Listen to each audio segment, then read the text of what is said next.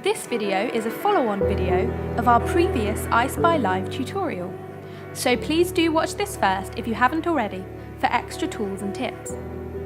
If you wish to start a live tour with a client without waiting for them to call you, this is an option. All you need to do is choose the tour you wish to show them and publish it if you haven't already. If you have already published it, simply click the Details button in the top toolbar. Click the most recent Publish ID and click on the URL link. Now that you are in the tour, click on the Live button in the bottom toolbar.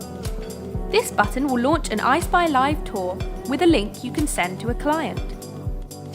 You could email it, as shown in this example. Your client can then open the link and they will join you in the EyeSpyLIVE chat.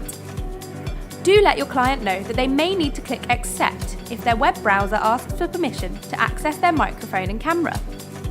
You will then be able to start the live session as normal.